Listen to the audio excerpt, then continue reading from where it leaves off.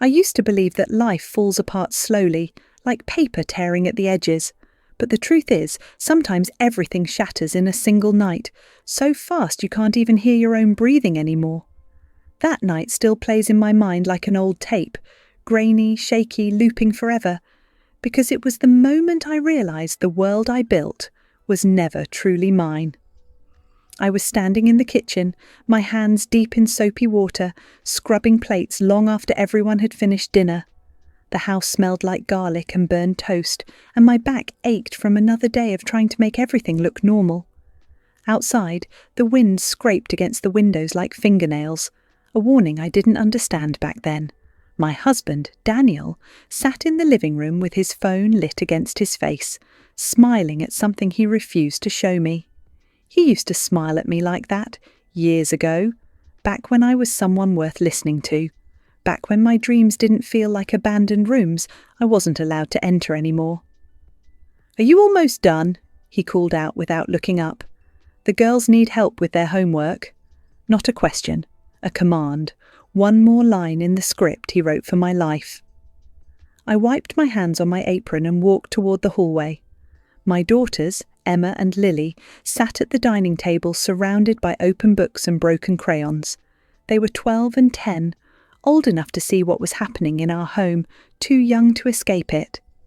Emma glanced up at me with tired eyes, while Lily chewed on her pencil like it was the only thing keeping her from crying. "Mom," Lily whispered, "why does Dad get so angry now?" I swallowed hard. "He's just stressed, honey." The same lie I'd fed myself for years. Before I could sit with them, Daniel's voice cut through the house again. "Hey, where's my scarf, the grey one?" I froze. That scarf, the one I bought him last Christmas, the one he never wore unless he wanted to look good for someone else. "It's in the closet," I called back. He appeared in the doorway a moment later, annoyance sharp in his eyes. "No, it's not. Did you move it? You touch everything and then act confused when you can't find it." Emma stiffened like she expected him to start yelling. Lily grabbed my arm. "I didn't move it," I said quietly. "Of course you didn't," he muttered under his breath, pushing past me.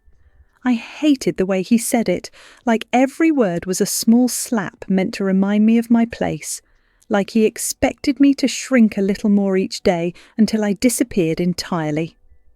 After he stomped through the hallway, Emma leaned close and whispered, "Mum, he's lying. I saw the scarf in his car yesterday." I felt my pulse stop for a second. "In his car?" I asked carefully. She nodded. "He was with someone. I didn't see her face, but he put the scarf around her neck before she got in." My fingers went numb. The room tilted slightly, as if the walls had stepped closer. I tried to breathe, but the air felt heavy, thick, like it was pushing me down. I had known. Deep down, I had known for months. The late nights, the secret texts, the sudden gym membership, the way he avoided touching me, like my skin had turned to something he didn't want to feel anymore. "Emma," I said softly, "thank you for telling me." Her eyes filled with guilt. "I'm sorry, Mum. I didn't want to make you sad." But sadness wasn't new. Sadness had been living with me for years, sitting beside me at dinner, sleeping between us in bed, whispering in my ear every time I tried to convince myself things would change. What I felt now wasn't sadness, it was fury, a deep, shaking fury that had been waiting at the door for far too long. I tucked the girls into their room and kissed their foreheads, promising them good dreams I wasn't sure existed anymore. Then I walked barefoot down the hallway, listening to the quiet click of Daniel's car keys.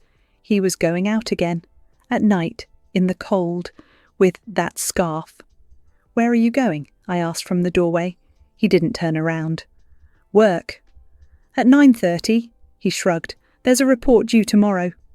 I stepped closer. "Daniel, do you think I'm stupid?" He finally looked at me, really looked, and something in his eyes, something sharp, reckless, told me he wasn't afraid of hurting me anymore. That realization chilled me deeper than the winter air seeping under the door. "You know what?" he said, voice low and dismissive. "Believe whatever you want." And he walked out, just like that. The door shut, the engine started. His headlights painted the wall before sliding away into the night.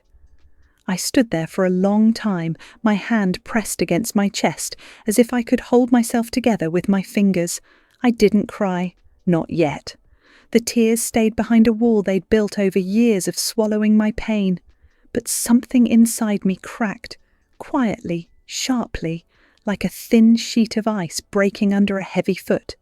And I knew in that fragile moment that this story, the one I'd been forced to live in, was about to change. Forever. Because a woman can only break so many times before she starts to rebuild herself in a way no one sees coming.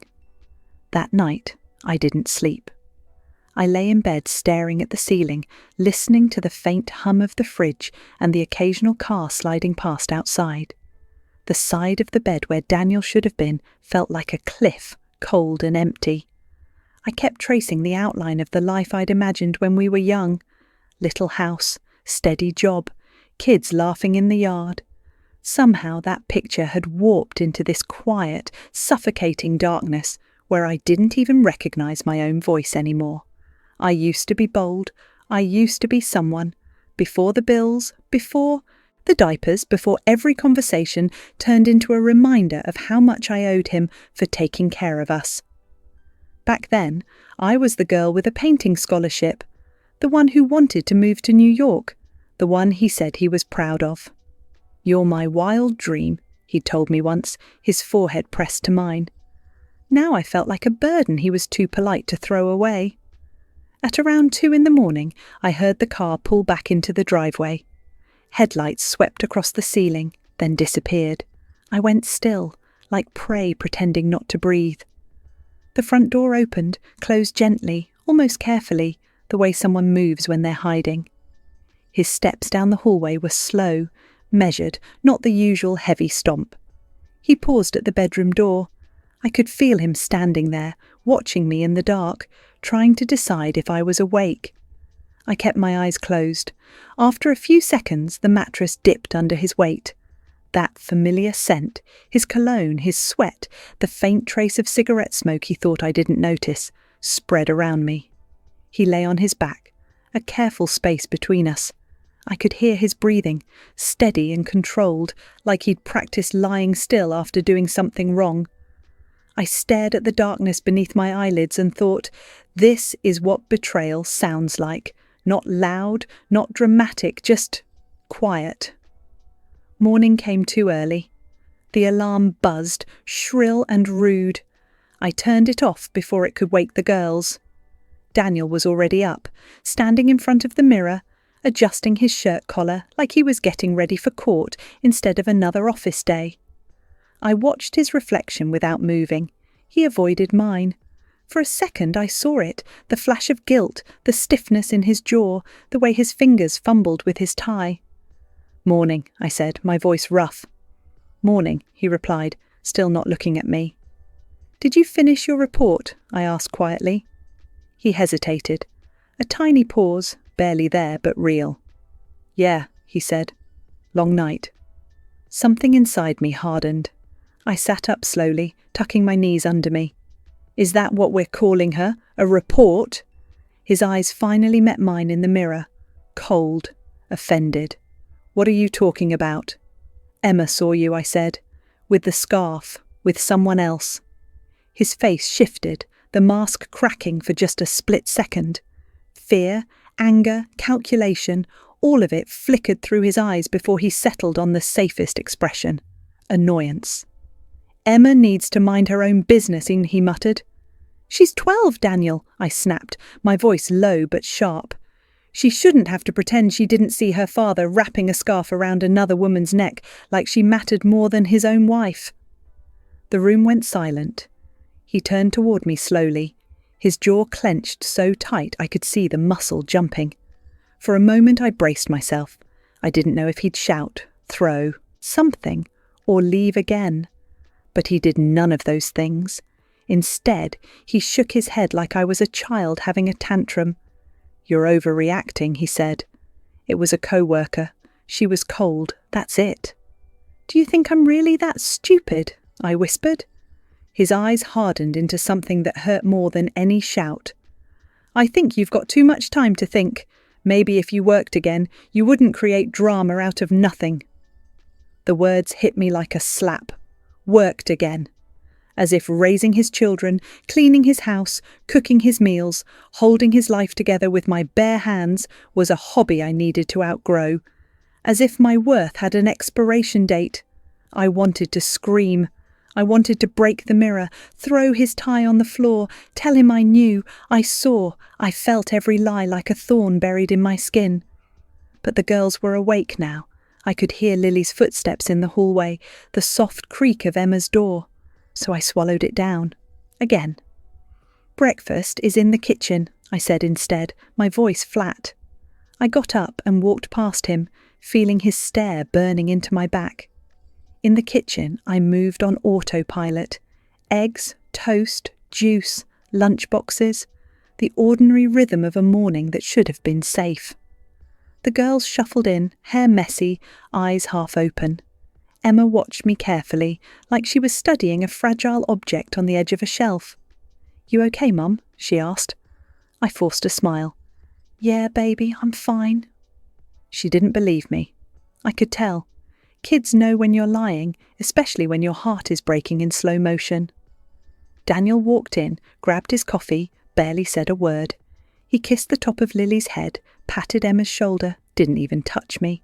Just a silent dismissal, like I was air, invisible, replaceable.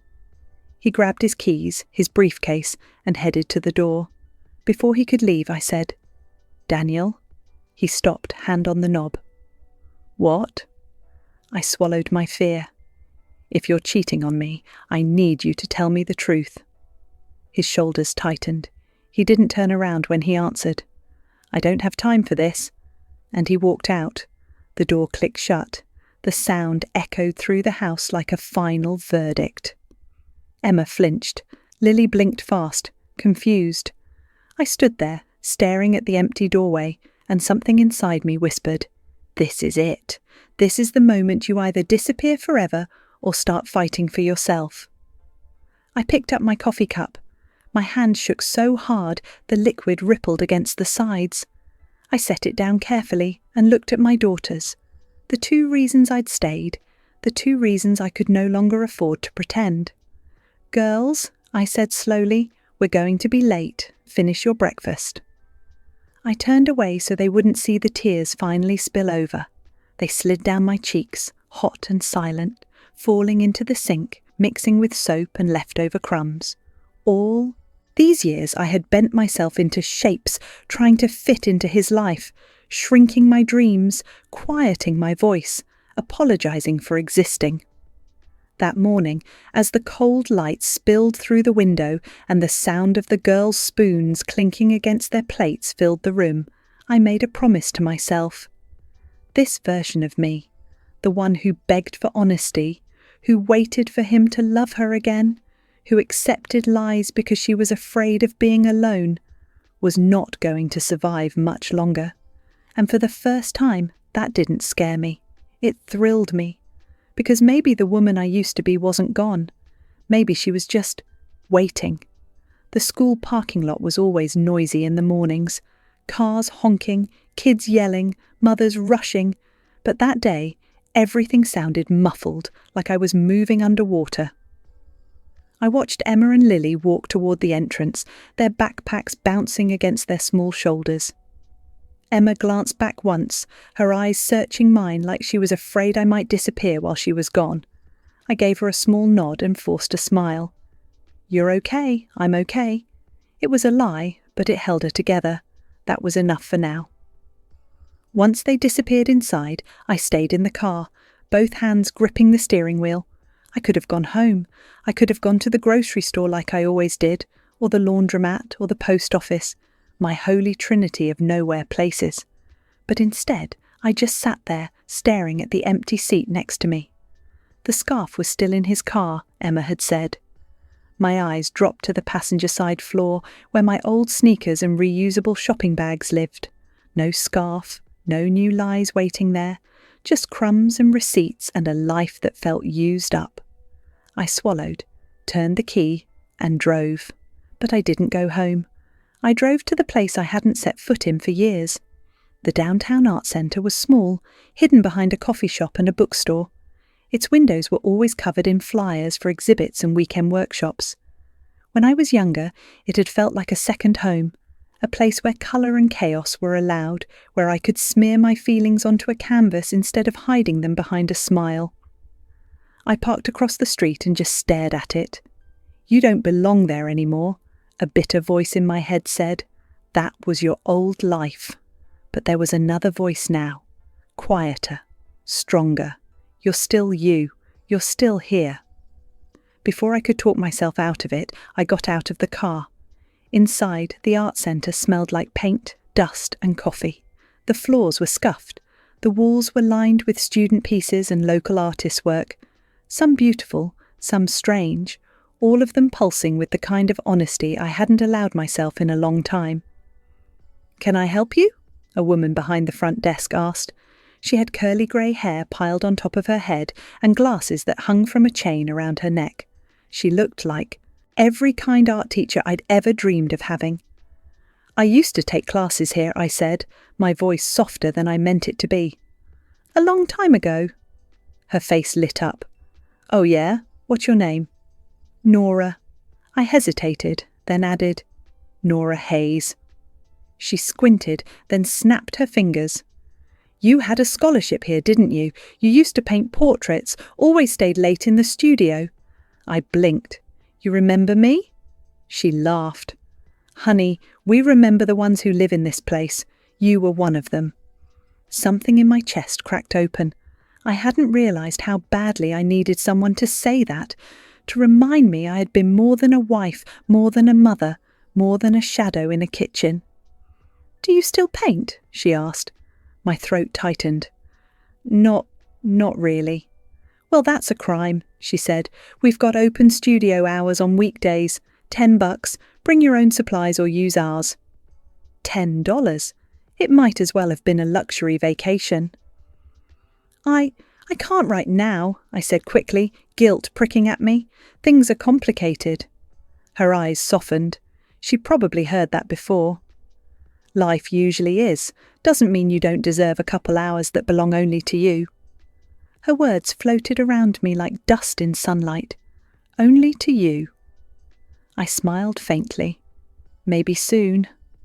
I left with a flyer clutched tightly in my hand, my fingers smudged with the ink from the print. In the car, I stared at the bold letters, "Find your voice through art." My voice. God, when had I lost it? On the drive home, every red light felt like the universe trying to stop me from going back to the place where I was small and silent. My house stood at the end of the street like a perfectly painted lie, white walls, trimmed bushes, a welcome mat that promised more than the inside could deliver. I walked in and the quiet hit me. The sink, the couch, the family photos on the wall. One of them caught my eye. I stepped closer. It was from years ago, before the girls. I was standing in front of one of my paintings at a student exhibit, my hair loose, my eyes bright. Daniel had his arm around me, his face soft with pride. I remembered that night. He'd kissed my temple, whispered, "You're going to be famous one day. Just don't forget about me when you're rich." Now, I couldn't even get him to look at me during breakfast. I took the frame off the wall. I didn't smash it. I wanted to. I imagined the glass shattering, the photo tearing, the echo of something final. But instead, I placed it gently face down on the mantel. I couldn't destroy the girl in the photo. I just wasn't her anymore. My phone buzzed on the counter, a notification. I glanced at the screen, expecting a school email, a sale, spam. But it was a message from an unknown number. For a second, my heart jumped. Then I opened it. "Hey, it's Stephanie. From the PTA meeting last month. A few mums are getting coffee later this week. Thought you might want to come. No pressure." I stared at the message. Stephanie, blonde, loud laugh, kind eyes. She'd introduced herself after a meeting, asked if I wanted to join their group chat. I'd said yes, but never answered anything. I didn't know how to talk to women who seemed intact. Coffee, talking, acting normal. I typed and erased my reply 3 times. Finally, I wrote, "Hey, thanks for inviting me. When?" She responded almost instantly. "Friday at 10, Corner Cafe. You in?" Friday, $10 for the art studio. Coffee I didn't need, time I never claimed. I looked around at my spotless kitchen, my empty house, my quiet phone. "Yes," I typed, "I'm in." When I hit send, a strange feeling washed over me.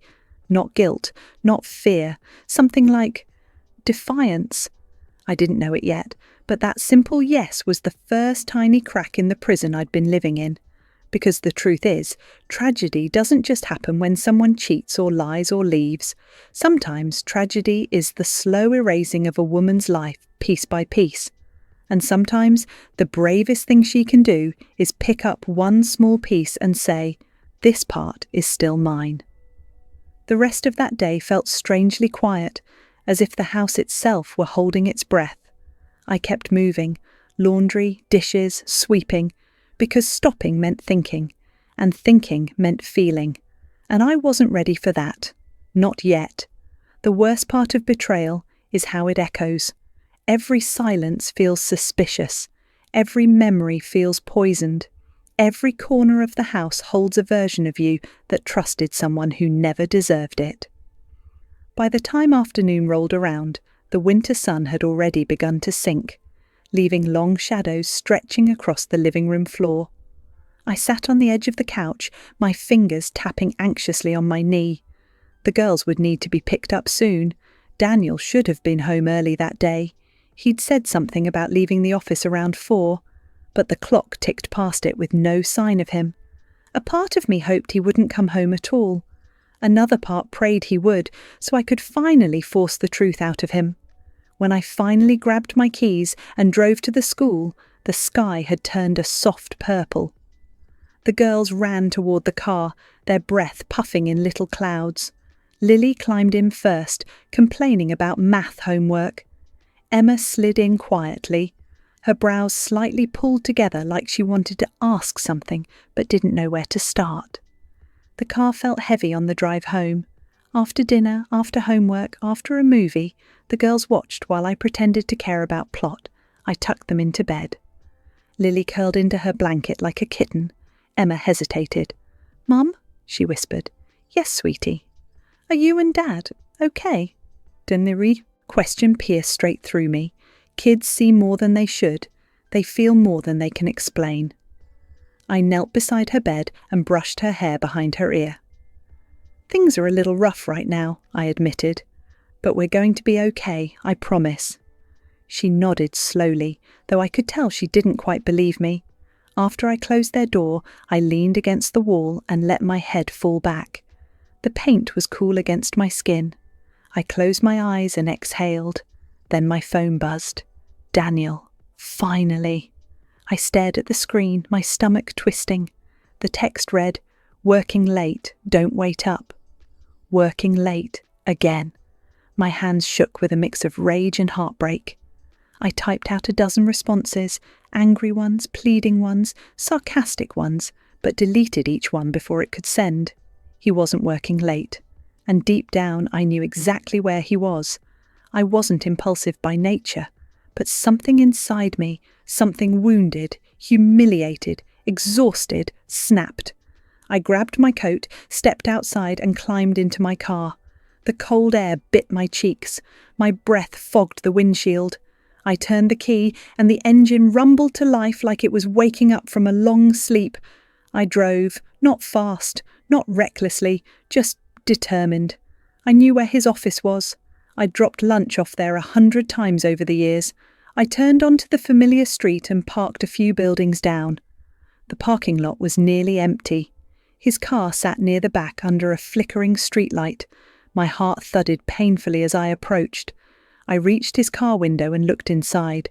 The scarf wasn't on the seat, but a woman's glove was, black, leather, small. The breath left my body in a rush, the kind of sound people make when they've been hit. I took a shaky step backward, the cold air slicing my lungs.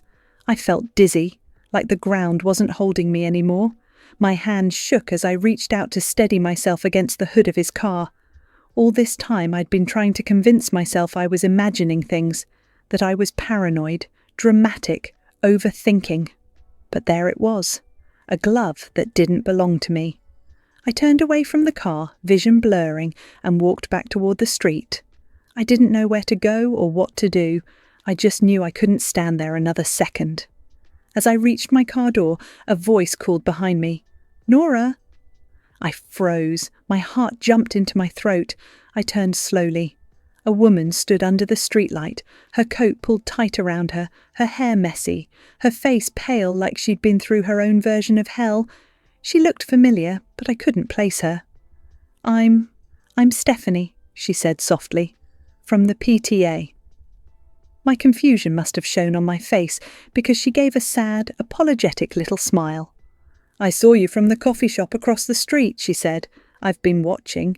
You walk around for a minute now. Are you okay?" My mouth opened, but no words came out. "It's just, you look like someone who needs to talk," she said gently. Talk? The word felt foreign, like I'd forgotten how. I blinked hard. I shouldn't be here. Her expression softened even more. "Honey, none of us should be in the places life puts us, but we end up there anyway." Her voice was warm, steady, kind in a way that made my throat tighten. "Come sit with me for a minute," she said. "Just a minute. You don't have to say anything you don't want to." I didn't want to go with her. I didn't want anyone to see me like this, shaking, hurting, unravelling. But something in her eyes felt safe, so I nodded. We walked together to the small coffee shop across the street. She held the door for me. The warmth inside made my eyes burn with tears I refused to let fall. As we sat at a small corner table, she wrapped her hands around her cup and looked at me gently. "I know that look," she said. "I've worn it myself." I swallowed hard. "I think my husband is cheating." Her eyes didn't widen, her mouth didn't fall open, she just nodded slowly, knowingly. "I'm sorry," she whispered, "that kind of pain, it shakes your bones." I pressed my hand against my trembling mouth. "How do you survive it?" I finally managed. Stephanie took a slow breath. "You don't," she said honestly.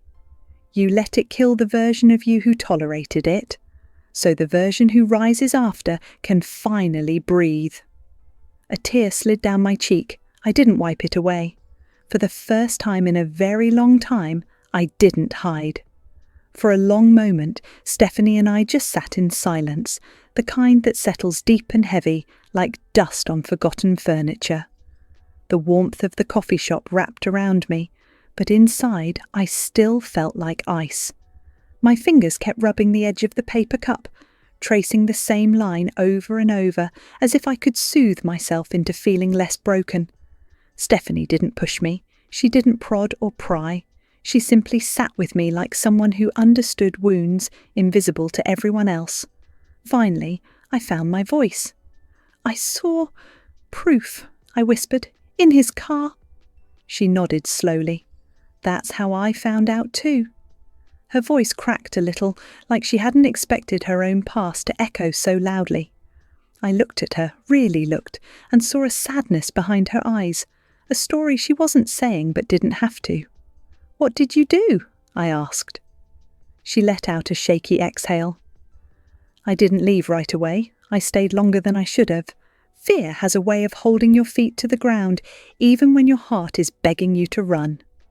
She looked up at me. "No judgment, okay? Whatever you decide. Leaving is hard. Staying is hard. You just pick which pain you can live with." I bit down on my lip, feeling it tremble. I didn't know which pain I could live with. Betrayal felt like being stabbed slowly, but the idea of leaving everything, the house, the memories, the life I built, felt like ripping my own skin off. "I don't even know who I am anymore," I said. "That's because he made sure of it," Stephanie said gently. "Men like that, they don't just cheat, they erase you first." Her words hit something raw inside me. Erase. That's exactly what it felt like. Little by little, Daniel had taken pieces of me. A dream here, a hobby there, a confidence, a choice, a boundary, a voice. All of it chipped away until I woke up one day and realised I'd become a blurred version of myself, a ghost wearing a woman's skin. "Do you have anyone you can talk to?" she asked. I shook my head. "My parents live 3 states away. I don't have friends. I let my world get small." She reached across the table and lightly touched my hand. "You're not alone anymore, Nora. I promise you that." The simple kindness of that sentence made my throat burn. I nodded, unable to speak. We stayed like that for a while, before the weight of everything made me check the time. It was nearly 9. The girls would be asleep soon, and I needed to be there, even if Daniel wasn't. "I should go," I said softly. "Of course." She grabbed a napkin and scribbled her number on it. "Call me any time, even if it's 2 in the morning. I mean it." I folded the napkin carefully, like it was something fragile. "Thank you," I whispered. She hugged me before I left. A real hug, not the polite kind, but the sincere kind that holds you together when you're afraid of falling apart. Outside, the air was colder than before. My breath came out in clouds as I walked to my car. The streetlights buzzed overhead, and the world felt painfully still. My reflection in the car window startled me. I looked older suddenly, eyes swollen, cheeks pale, mouth trembling. "Is this who you've become?"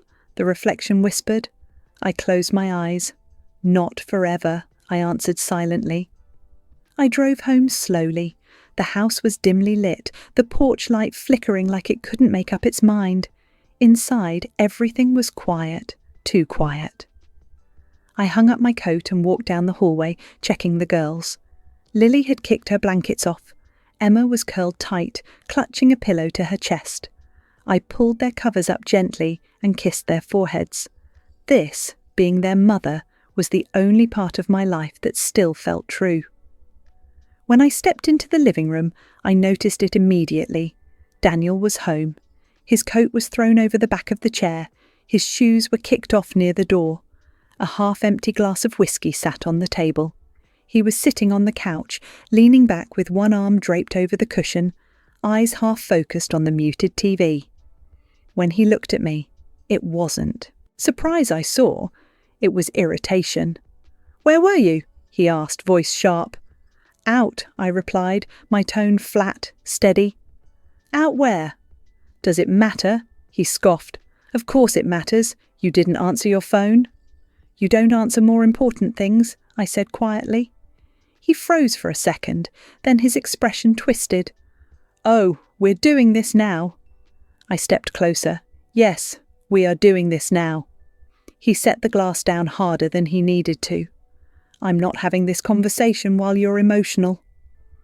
A laugh escaped me, broken, disbelief-filled. "Daniel, I'm emotional because my husband is lying to my face." "You have no proof." "The glove in your car?"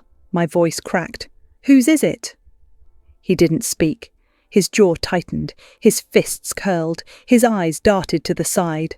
"Don't lie to me," I whispered. He stood up slowly, towering over me, his breath sharp with whiskey. "You're imagining things. You always imagine things." My heart pounded so hard I felt it in my throat. "Emma saw you," I said. "She saw you with another woman. She saw you put the scarf around her neck." Silence. A thick, cold silence. Daniel stepped back, his face shifting into something I'd never seen before. Not guilt, not fear, contempt. "You're overreacting," he said, "and you're confusing the kids. Stop dragging them into your fantasies." "I'm trying to protect them," I whispered. "From what? Their own mother's paranoia?" My vision blurred with tears. Heat rose in my chest. I felt small. No, I felt crushed. He grabbed his coat again. "I'm not doing this," he said. "I'm going out." "Daniel." He opened the door, and he didn't look back. The door slammed so hard the walls shook. I stood there, trembling, staring at the space where he had been. My breath came shallow, fast, panicked. Then the truth hit me with the force of a blow. He wasn't afraid of losing me. He was afraid of being exposed, and that was the moment, right there in that cold, shaking silence, when something inside me shifted, something old died, something new opened its eyes. I wasn't done breaking yet, but I was done being silent. I didn't sleep that night, not even for a minute. I lay in the dark, staring at the ceiling, listening for any sound that might mean Daniel had come home. Footsteps, keys, the front door clicking. But the house stayed silent, completely still. Every minute that passed carved deeper into me, hollowing out something I thought was permanent. When dawn finally crept through the curtains, my eyes felt gritty and swollen from crying I refused to acknowledge. I got out of bed, made breakfast for the girls, packed their lunches, braided Lily's hair, reminded Emma about her science project, all with the mechanical precision of someone barely holding herself together. Daniel still wasn't home. When the girls asked where he was, I lied again. He left early for work. The sentence tasted like ash. After dropping them at school, I sat in the car and gripped the steering wheel until my knuckles turned white. My entire life felt like it was collapsing in slow motion, and I was stuck watching the wreckage happen piece by piece. A message buzzed on my phone. Stephanie. "Hey, just checking in. Are you okay?" I stared at the screen. My throat tightened. I typed slowly, "No, but I'm trying." She responded instantly. "Good. Trying is enough today. Come over if you need a place to breathe. Breathe." I didn't know when I'd stop doing that. I drove instead. Not to Stephanie's, not home, not anywhere familiar. I drove until the road curved out of the neighbourhood, past the grocery store, past the school, past the small shops lining Main Street. My mind replayed Daniel's expression from the night before, the contempt, the coldness, the way he left without hesitation. How many times had he walked out while I stayed? How many nights had he chosen someone else while I hid my heartbreak behind dinner plates and bedtime stories? I turned onto a quiet street and parked. My hands were shaking as I reached for the sun visor. Tucked behind it was an envelope I'd hidden months ago. Money I saved from tutoring, from selling old furniture online, from every hidden scrap I could collect. I counted it because I needed to feel something solid, something real. I wasn't planning to leave him yet, but for the first time I wanted the option. I put the envelope back and drove home. When I walked inside, the house smelled like whiskey and aftershave. Daniel's coat was tossed on the couch. His shoes were in the hallway. The shower was running upstairs. He was home. Anger ignited in me. Not loud, not fiery, but cold enough to burn. I walked up the stairs and stood in the doorway of our bedroom. He stepped out of the bathroom wearing only a towel, water dripping from his hair. When he saw me, he flinched, just slightly, but it was enough. "Morning," he said stiffly. "Where were you?" I asked. He rubbed the back of his neck, avoiding my eyes. "I told you, I needed some space." "Space?" I repeated. "Is that what she gives you?" His jaw clenched. "I'm not doing this right now." "You don't get to decide that anymore." He turned sharply toward me, his face twisted with irritation, like I was an inconvenience, a noise he wished he could mute. "Nora, stop. You're blowing everything out of proportion." "I found her glove in your car," I said, "and you left again last night, and you won't look at me, and you won't talk, and every day you pull further away like I'm something you're ashamed of." He dropped the towel onto the chair and began getting dressed. "I'm not cheating," he said flatly. "Then prove it." He froze mid-button. "Prove it," I repeated. "Who is she? Why was she in your car? Why are you lying?" "I'm not lying," he snapped, his voice sharp like breaking glass. "Then answer me." His hands clenched around the shirt fabric. "You're suffocating," he said quietly. "You make everything dramatic, everything emotional. I can't breathe around you anymore." The words sliced through me. Suffocating. That was what he thought of me. Not loyal, not devoted, not a partner who had spent years keeping his life together. A burden. "I see," I whispered. He closed the last button. "I'm going to work." "No," I said. "You're going to tell me the truth." He grabbed his keys. I don't owe you anything." The sentence hit harder than any physical blow. He brushed past me. I didn't move. Not when he walked down the stairs. Not when he opened the front door. Not when it slammed shut. But when I heard his car pull out of the driveway, something in me broke so loudly I swore I heard it echo. I sank onto the edge of the bed and pressed my fist to my mouth to stop myself from screaming. It didn't help. A guttural, wounded sound escaped me anyway. When it passed, I sat there shaking, my breath shallow. Then I stood up, and something inside me hardened. I went to the closet and pulled out a box I hadn't touched in years. Inside were my old paintbrushes, stiff with dried colour, tubes of paint, charcoal, a canvas board, things from a life I thought I'd lost forever. I carried the box downstairs, set it on the dining table, and opened the window blinds. Sunlight spilled over everything, turning the room bright and raw. I picked up a brush. At first my hand trembled, but then slowly I dipped the brush into the paint. The smell of acrylic hit me, sharp, familiar, like coming home. I dragged the brush across the canvas, a line, a beginning, then another and another. Soon the canvas filled with colour, deep reds, bruised purples, shades of blue that looked like sorrow breaking open. My hands moved faster, the brush becoming an extension of every feeling I'd swallowed for years. Anger, hurt, fear, hope. The forgotten parts of myself poured out like they'd been waiting for permission. I didn't hear the front door open. I didn't hear footsteps approach. "Nora?" I turned. Emma stood there, school bag still on one shoulder, eyes widening as she saw the paint-covered table. "You're painting," she whispered, almost shocked. For a moment I couldn't speak. Then I said, "Yeah, I am." She walked closer. "But why?" I looked at my daughter, this brave, tender girl who'd seen too much already, and felt something inside me lift. "Because," I said softly, "it's time I start becoming myself again." She nodded slowly, like she understood more than I wanted her to. Then she hugged me. A long, tight, quiet hug, the kind that holds you steady when you're learning how to stand again. And in that moment, covered in paint, heart still aching, future still uncertain, I felt something I hadn't felt in a very long time. Strength, not loud strength, quiet strength, the kind that grows in the ruins.